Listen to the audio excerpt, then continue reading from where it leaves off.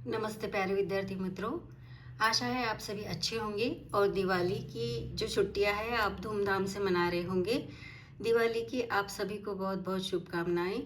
पर विद्यार्थी मित्रों, यह मत भूलिए कि हमारी आगे दिसंबर मंथ में परीक्षा आने वाली है, तो हमें पढ़ाई भी करनी है। तो दिवाली की खुशियों के साथ साथ हमें पढ़ाई में भी उतना ही मन लगाना है। अपने निश्चित समय जो हमने फिक्स किया है कि मैं रोज़ इतने घंटे पढ़ाई करूँगा या करूँगी, उतने घंटे केवल ना हो सके तो उससे कम, 2 घंटे कम या 3 घंटे कम, पर रोज़ कुछ ना कुछ करना ज़रूर है। इससे ही आपकी जो आने वाली नेट की परीक्षा है उसके लिए तैयारी हो पाएगी, क्योंकि हमारे पास समय का कालावधि पहले से ही बहुत कम है। तो चलिए, आज हमारी कहानी है बाणभट्ट की आत्मकथा, जो हमारे नेट के सिलेबस की यूनिट 6 में लगी हुई है। यह जो आत्मकथा है, यह आचार्य हजारी प्रसाद द्विवेदी द्वारा रचित एक ऐतिहासिक उपन्यास है, जो 7वीं सदी के गुप्तकालीन राजा हर्षवर्धन, जो कि कान्यकुब्ज में रहते थे, उस काल की सामाजिक, राजनीतिक और सांस्कृतिक स्थिति का यहाँ पर चित्रण किया गया है। और यह राष्ट्रीय चेतना का प्रतीक भी है। कहानी के मुख्य पात्र बाणभट्ट, निपुणिका, भट्टिनी, यह प्रेम त्रिकुट है। इस आत्मकथा के प्रमुख विषय हैं नारी सम्मान, प्रेम और दायित्व तथा राष्ट्रवाद। और इस कहानी का उद्देश्य है केवल ऐतिहासिक कथा ही नहीं, बल्कि यह अतीत के माध्यम से वर्तमान की समस्याओं को हल करने और एक नई जीवन दृष्टि प्रस्तुत करने का लेखक द्वारा किया गया महत्वपूर्ण प्रयास है। इस कहानी की कथा वस्तु संक्षिप्त में अगर बताई जाए तो ऐसी है कि उपन्यास का जो नायक है बाणभट्ट, वह बचपन में आवारा, गप्पी, अस्थिर और घुमक्कड़ स्वभाव का था, जिसके माता पिता के बचपन में ही उसने अपना छात्र कम उम्र में ही खो दिया था। वह जब स्थानीय स्वर में आता है तब उसकी भेंट पुनः 6 वर्ष बाद उसकी प्रेमिका निपुणिका के साथ हो जाती है। वह निम्न जाति के होने के कारण भट्ट से दूर हो जाती है। उसका विवाह भी हुआ था, पर साल भर में ही उसका पति की मृत्यु हो जाने के कारण वह विधवा बन जाती है, और उस काल में विधवा विवाह पूरी तरह से निषिद्ध था। इस कारण निपुणिका भट्ट के नाट्य मंडली में शामिल होने का भी आग्रह करती है, यानी कि वह पहले से, जब वह एक दूसरे से प्रेम करते हैं, यानी कि स्थानीय स्वर में उनकी भेंट होने से पूर्व, यानी कि 6 वर्ष पूर्व, वह भट्ट से प्रेम तो करती है, पर उसके नाट्य मंडली में शामिल होने का उसे आग्रह भी करती है। बाद में जब निपुणिका बाण को देवपुत्र तुवर मिलिंद की पुत्री भट्टिनी के अपहरण की बात बताकर उसे वहां से वापस लाने की बात करती है, बाण इस प्रकार से एक और भट्टिनी की मुक्ति की संभावना को सुनिश्चित करता है, तो दूसरी ओर अपनी विद्वत्ता से राज्यसभा के सभासद का पद भी प्राप्त करता है। लेकिन राज्यसभा का अंग बन जाने के बाद भट्ट राज्य सत्ता के चक्कर में चाटुकारिता के चंगुल में फंस न जाए, इसलिए निपुणिका उसे सही राह दिखाती है। आगे भट्टिनी भी बाण की ओर आकर्षित रहती है। यह तीनों जब हर्षवर्धन द्वारा रचित नाटिका रत्नावली को साकार करते हैं, उसी दौरान निपुणिका की मृत्यु हो जाती है, और इस कहानी के अंत में भट्टिनी और बाण में भी अलगाव हो जाता है। इस प्रकार से बाणभट्ट की आत्मकथा यह बहुत ही रोमांचक और हर्षदायी कहानी है, जिसमें कि बाणभट्ट का जो कथानक दिखाया गया है, वह जो नायक है वह पूरी तरह से स्त्री को, नारी देह को सम्मान करने वाला व्यक्तिमत्व यहाँ पर दिखाया गया है। बाण यानी कि विद्वान, वह विद्वान होने पर अपनी जो निजी कर्तव्य है, नैतिकता को अंतिम तक अपनी नैतिकता का जतन करता है। इसका यह इस पाठ में वर्णन किया गया है, तो यह आज के दौर में भी बड़ा ही प्रासंगिक है। तो चलिए आगे चलते हैं इसके एमसीक्यूज़ की ओर, जो कि बहुत महत्वपूर्ण है। आइए चलते हैं प्रश्न पहला। प्रश्न पहला है कि बाणभट्ट की आत्मकथा यह कौन सी विधा है। ऑप्शन में है कथा, जीवनी, उपन्यास या जीवनी। तो इसका सही उत्तर है उपन्यास। बाणभट्ट की आत्मकथा इस उपन्यास के लेखक कौन है। प्रेमचंद, हजारी प्रसाद, अज्ञेय या प्रसाद जी। तो इसका सही उत्तर है हजारी प्रसाद द्विवेदी। आगे प्रश्न है, बाणभट्ट की आत्मकथा में बाणभट्ट का असली नाम क्या है? ऑप्शन में है हरिहर भट्ट, दक्ष भट्ट, आर्यभट्ट या चित्रभानु भट्ट। तो इसका सही उत्तर है दक्ष भट्ट। यहाँ जो चित्रभानु भट्ट है यह बाणभट्ट के पिता का नाम है। आगे प्रश्न पूछा है कि बाणभट्ट की आत्मकथा में बाणभट्ट का जन्म किस वंश में हुआ था? ऑप्शन में है वात्सायन, वैशंपायन, आर्यवंश या सूर्यवंश। तो जो बाणभट्ट है यह वात्सायन वंश के थे। आगे प्रश्न पूछा है कि बाणभट्ट के पिता का नाम क्या था? व्योमकेश भट्ट, पूर्णचंद्र भट्ट, चित्रभानु भट्ट या कृष्णवर्धन भट्ट। तो इसका सही उत्तर है बाणभट्ट के पिता का नाम चित्रभानु भट्ट है, जिनके 11 भाई थे। आगे प्रश्न में पूछा है कि बाण में इनमें से कौन से गुण थे? वह अभ्यासु थे, आवारा, घुमक्कड़, गप्पी, आज्ञाकारी या अस्थिर। उत्तर है आवारा, घुमक्कड़, गप्पी और अस्थिर स्वभाव के वे बचपन में थे।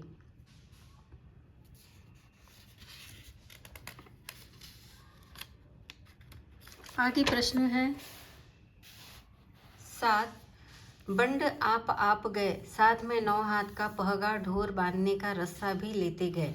उपर्युक्त कथन किस उपन्यास से लिया गया है? ऑप्शन है मैला आंचल, गोदान, बाणभट्ट की आत्मकथा या आपका बंटी। तो यह कथन बाणभट्ट की आत्मकथा से लिया गया है, जहाँ पर बाण जो है अपने साथ गांव के अन्य 9 साथियों को लेकर भी गांव छोड़कर भाग गए थे। तब गांव के लोगों द्वारा यह कथन कहा गया था। आगे प्रश्न है, बाणभट्ट की आत्मकथा उपन्यास में मगध की बोली में बंड शब्द का क्या अर्थ है? ए है बदमाश, पूंछ कटा बैल, बंड यानी बाणभट्ट या एक उपनाम। इस प्रश्न का सही उत्तर है बाणभट्ट की आत्मकथा के उपन्यास में मगधी की बोली में बंड का शब्द है पूंछ कटा बैल। आगे प्रश्न है, बाणभट्ट के पिता के कितने भाई थे? 5, 7, 11 या 12। तो बाणभट्ट के पिताजी के 11 भाई थे। उड्डपति भट्ट बाण के कौन थे? ऑप्शन में है चचेरा भाई, ममेरा भाई, मौसेरा भाई या फुफेरा भाई। तो उड्डपति जो है उपन्यास में बताया गया है कि यह बाणभट्ट के चचेरे भाई थे, जो उनसे बहुत लगाव करते थे, उन्हें प्रेम देते थे। आगे प्रश्न में पूछा है, जीवन में मार्गदर्शक बनकर बाण को किसने अपकर्मों से बचाया? पिता ने, माता ने, उड्डपति ने या भट्टिनी ने? तो इसका सही उत्तर है उड्डपति ने, क्योंकि वही उड्डपति जो है बाणभट्ट को सही मायने में प्रेम करते थे। आगे प्रश्न पूछा है, पिता की मृत्यु के समय बाण की उम्र कितनी थी? 10 साल, 11 साल, 14 साल या 17 साल। तो पिता की मृत्यु के समय बाण की जो उम्र है वह 14 वर्ष की थी और उनकी माता की मृत्यु उनको जन्म देते ही हो गई थी। इस प्रकार आगे प्रश्न पूछा गया है कि स्थानेश्वर में राजा हर्षवर्धन के भ्राता कृष्णवर्धन के घर किस बात का उत्सव मनाया जा रहा था? शादी, पुत्र जन्म, सगाई या ग्रामोत्सव। तो यहाँ पर उत्तर होगा पुत्र जन्म। राजा हर्षवर्धन के भ्राता कृष्णवर्धन के घर में पुत्र जन्म हुआ था। आगे प्रश्न है, भट्ट ओ भट्ट इधर देखो, मुझे पहचानते हो? प्रस्तुत वाक्य बाणभट्ट की आत्मकथा में किसके द्वारा बोला गया है? ऑप्शन में है बाण, कृष्णवर्धन, निपुणिका या भट्टिनी। तो यह वाक्य निपुणिका द्वारा बोला गया है। जब वह पहली बार बाणभट्ट को जब वह शानेश्वर में फिर से वापस आता है, तब निपुणिका उसे पहचान लेती है और उसे आवाज़ देती है। आगे है, बाणभट्ट की आत्मकथा में निपुणिका का प्राकृत नाम क्या है? न्यूनिया, नंदिनी, भट्टिनी या महामाया। तो जो निपुणिका है उसका जो प्राकृत नाम है वह है न्यूनिया। आगे प्रश्न में पूछा है, निपुणिका का विवाह किसके साथ हुआ था? ऑप्शन में है अघोर भैरव, लोरिक देव, सुगत भद्र या कांतविक वैश्य। तो इसका सही उत्तर है कांतविक वैश्य, जो कि विवाह के 1 वर्ष में ही जिनका मृत्यु हो गया था और निपुणिका विधवा बन गई थी। आगे प्रश्न में पूछा है, बाणभट्ट उज्जैनी में क्या काम किया करता था? तो उत्तर है, ऑप्शन में पूछा है नाटककार, नाटक मंडली का सूत्रधार, ग्रंथकार या राजा के दरबार में सभापति। तो इस प्रश्न का सही उत्तर है नाटक मंडली का सूत्रधार किया करते थे। आगे प्रश्न है, छी छी क्या कर रहे हो, बाजार में बैठे हैं, नहीं जानते। यह वाक्य बाणभट्ट की आत्मकथा में किसके द्वारा कहा गया है। तो यह वाक्य महामाया, भट्टिनी, निपुणिका या बाणभट्ट के द्वारा। तो यह निपुणिका के द्वारा कहा जाता है, जबकि उसकी बाजार में बाणभट्ट के साथ भेंट होती है। आगे प्रश्न पूछा है, मैं तुझे इस तरह रोने नहीं दूंगा, अभागी तू भाग क्यों आई। उपरयुक्त कथन किसके द्वारा कहा गया है। ऑप्शन में है बाणभट्ट, लोरिक देव, अघोर भैरव या सुगतभद। तो प्रस्तुत जो कथन है यह बाणभट्ट द्वारा किया गया है। आगे प्रश्न है, निपुणिका और बाणभट्ट की भेंट कितने वर्षों बाद हुई है। तो इनकी जो भेंट है वह 6 वर्षों बाद हुई है।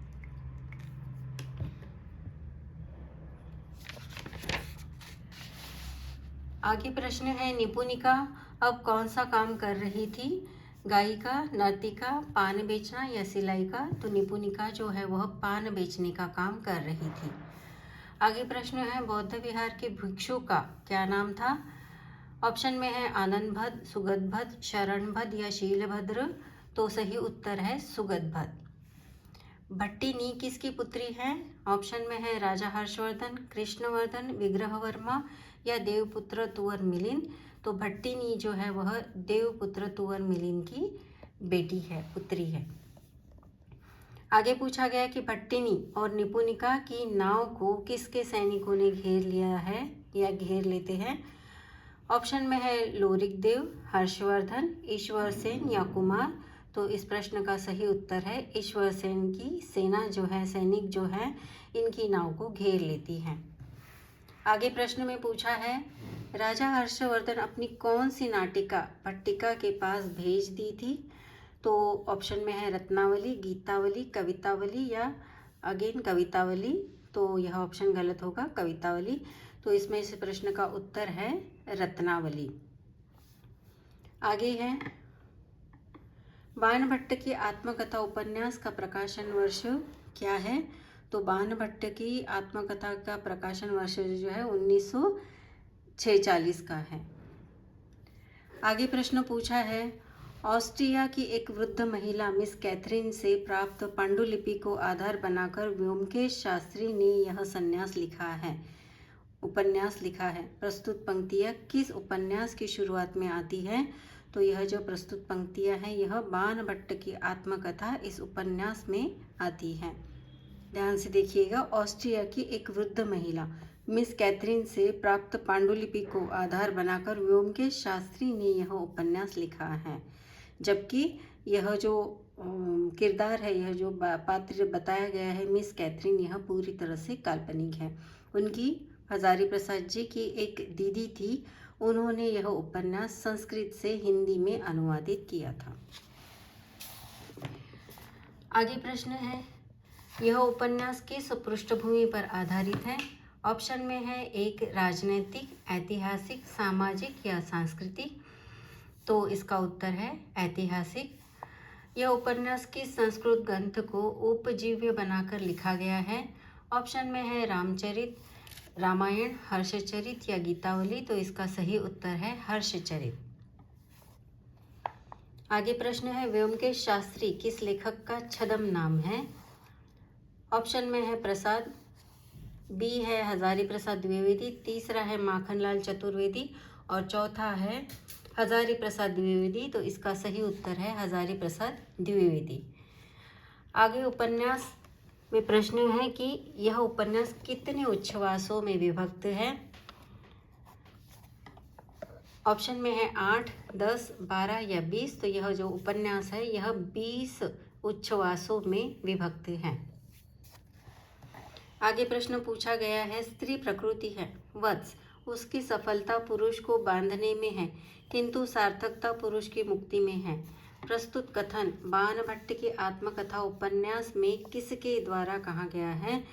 निपुणिका, महामाया, बाणभट्ट या अघोर भैरव। तो इसका सही उत्तर है महामाया द्वारा।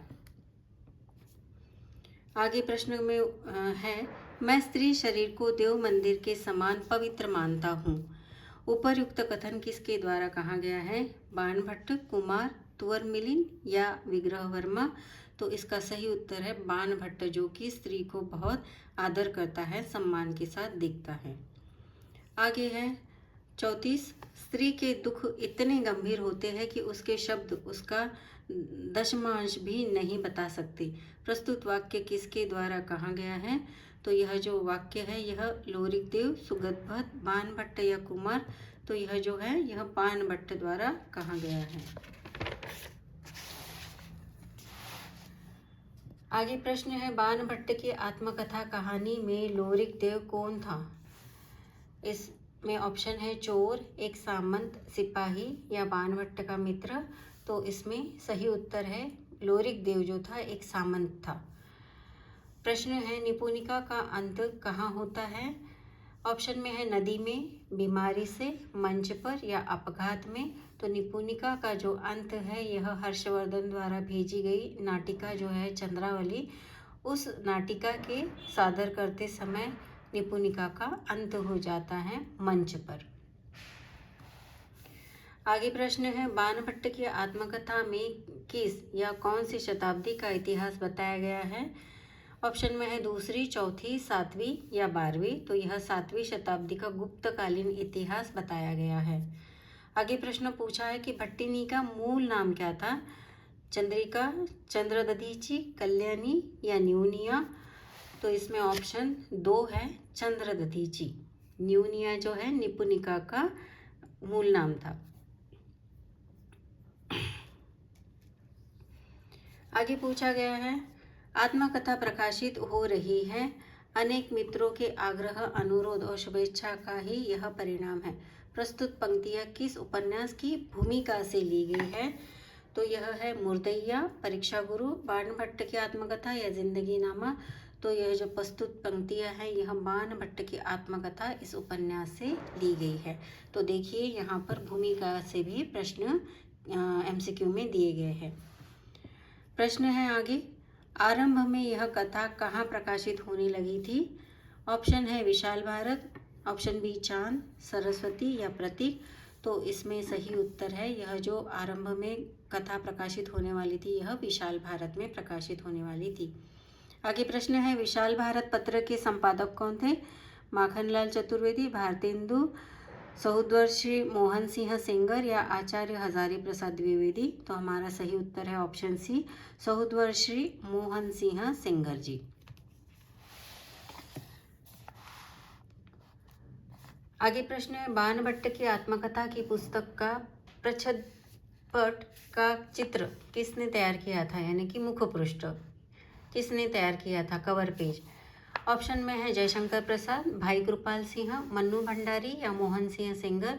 तो इसका सही उत्तर है भाई कृपाल सिंह।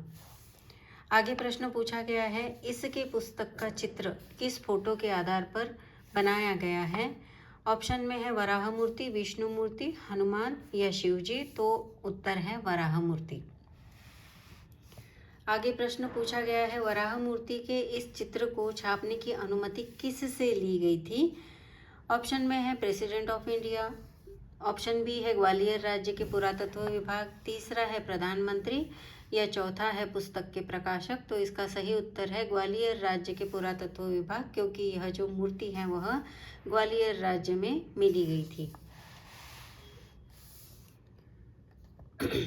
आगे प्रश्न है, वराह मूर्ति का यह चित्र कहाँ से प्राप्त किया गया है? तो इसका उत्तर है उदयगिरि की 5वीं गुफा में से। आगे प्रश्न पूछा गया है कि बाणभट्ट के आत्मकथा उपन्यास के आधार पर निम्न कौन सा ग्रंथ है? एक है ऑप्शन में बाणभट्ट की रचनाएं, बी में है रघुवंशम कुमार संभवम, कालिदास का विक्रमो वर्षीयम, सी है सम्राट वर्ष का रत्नावली, शूद्रक का मृच्छकटिकम और ऑप्शन डी है उपर्युक्त सभी। तो इस प्रश्न का सही उत्तर है कि उपर्युक्त सभी। आगे प्रश्न है, बाणभट्ट की आत्मकथा ऑटोबायोग्राफी के अर्थ में किसी व्यक्ति का आत्मचरित नहीं बल्कि समूह की अंतः कथा है। इसका ऑप्शन में दिया है डॉक्टर गणपति चंद्र गुप्त, डॉक्टर बच्चन सिंह, रामस्वरूप चतुर्वेदी या डॉक्टर गोपाल राय। तो इसका सही उत्तर है, ये जो ऑटोबायोग्राफी के सही उत्तर में आत्मचरित नहीं बल्कि समूह की अंतःस्थ कथा है, इसका सही उत्तर है रामस्वरूप चतुर्वेदी। इन्होंने यह कथन कहा है। आगे प्रश्न पूछा गया है कि यह कथन किस आलोचक का है। द्विवेदी जी ने अद्भुत कौशल के साथ बाणभट्ट की इतिहास और कल्पना मिश्रित कथा के माध्यम से अपनी प्रेम संवेदना के साथ साथ योगिन संवेदना को भी व्यक्त किया है। ऑप्शन में है डॉक्टर गोपाल राय, डॉक्टर गणपति गुप्त, डॉक्टर बच्चन सिंह या राम दशरथ मिश्र। तो इसका सही उत्तर है डॉक्टर गोपाल राय। आगे प्रश्न पूछा गया है कि यह कथन किस आलोचक का है। वह ब्राह्मण न भिखारी होता है और न महासंधि विग्रह व धर्म का व्यवस्थापक होता है। ऑप्शन में पूछा गया है ए अघोर भैरव, बाणभट्ट, कृष्णवर्धन या लोकीरदेव। तो इसका सही उत्तर है यह कथन कहा गया है बाणभट्ट द्वारा। आगे प्रश्न पूछा गया है बाणभट्ट की आत्मकथा उपन्यास का नवीन प्रकाशन किस वर्ष में हुआ था। ऑप्शन में है 1 सितंबर 2010, 1 अक्टूबर 2011, 1 नवंबर 2012 या 1 दिसंबर 2013। तो इस प्रश्न का सही उत्तर है इस उपन्यास का नवीन प्रकाशन वर्ष जो है वो 1 सितंबर 2010 है। आगे प्रश्न पूछा गया है तुम सच्चे कवि हो, मेरी बात गांठ बांध लो, तुम इस आर्यावर्त में द्वितीय कालिदास हो। यह कथन किसके द्वारा कहा गया है।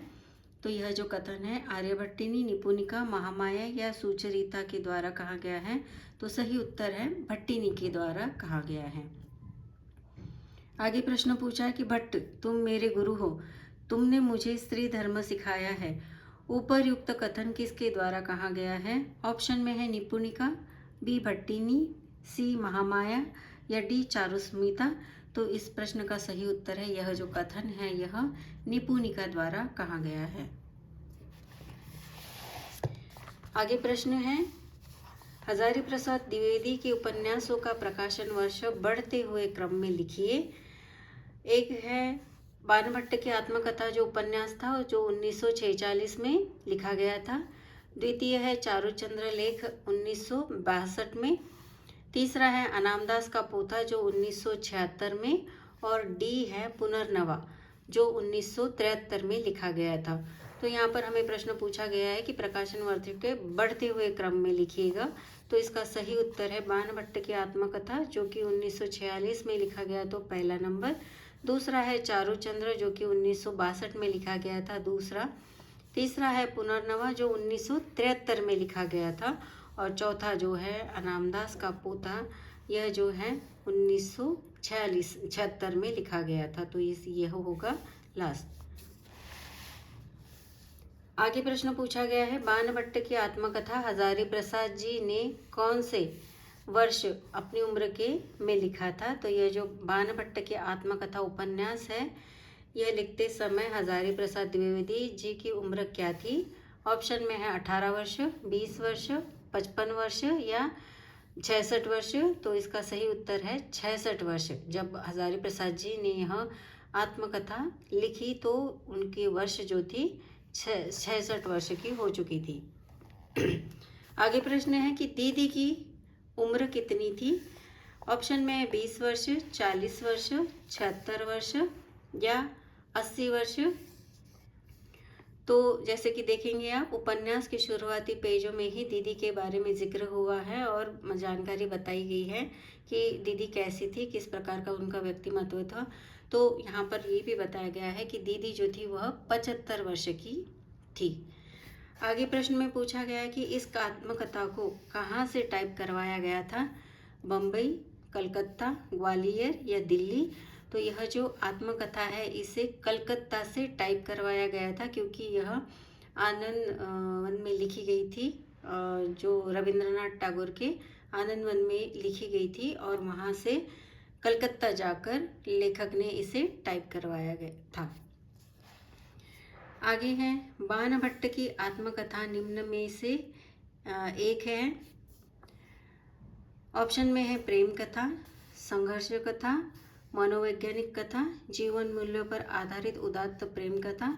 तो इसका सही उत्तर है कि बाणभट्ट की आत्मकथा यह जो है वह जीवन मूल्यों पर आधारित एक उदात्त प्रेम कथा है। आगे प्रश्न है, बाणभट्ट की आत्मकथा के बारे में निम्न में से क्या सही है? एक है कि यह चित्रात्मक भाषा का प्रयोग किया गया है, दूसरा है कि डायरी शैली में लिखा गया है, तीसरा है कि लंबे लंबे पदबंधों का इसमें प्रयोग किया गया है और चौथा है कि उपयुक्त सभी। तो इस प्रश्न का सही उत्तर है कि यह सभी जो है यह सही है, जिनका अनुकरण इसमें अवलंब इसमें बाणभट्ट की आत्मकथा में किया गया है। चित्रात्मक भाषा का प्रयोग भी हुआ है, डायरी शैली में भी लिखा गया है, लंबे लंबे पदबंधों का भी इसमें प्रयोग किया गया है। तो इस प्रकार से बाणभट्ट की आत्मकथा इसके जो MCQs हैं यहाँ पर ख़त्म होते हैं। आशा है कि आपको यह जानकारी बहुत महत्वपूर्ण साबित हो गई होगी और परीक्षा की तैयारी के लिए आपको यह जो जानकारी है बहुत ही काम आई होगी। दोस्तों, मेरे एक कमेंट्स में मिला है कि आप बड़े बड़े वीडियो मत बनाया कीजिए, आजकल तो शॉर्ट का ज़माना है। तो मेरी आपसे ये विनंती है कि जब शॉर्ट में आप वीडियो देखोगे तो आप पूरी तरह से उस बात को नहीं समझ पाओगे, क्योंकि कहानियाँ, उपन्यास, निबंध, ये जो विधाएँ हैं यह शॉर्ट से आपको इतनी समझ में, गहराई में समझ में नहीं आएगी। जो कि आप लॉन्ग वीडियोस देखोगे तो आपका उसका शुरू से लेकर कथानक, पात्र, जो उद्देश्य है, समीक्षा है और जो वहाँ पर भूमिकाएं बताई गई है, उन सभी को आप वहाँ बड़े वीडियोस में सुन सकते हैं, उसकी जानकारी प्राप्त कर सकते हैं और जिसका आपके परीक्षा के लिए बहुत ही उपयोग होगा। इस वीडियो को ध्यान से सुनने समझने के लिए आप लोगों का बहुत बहुत धन्यवाद। Thank you.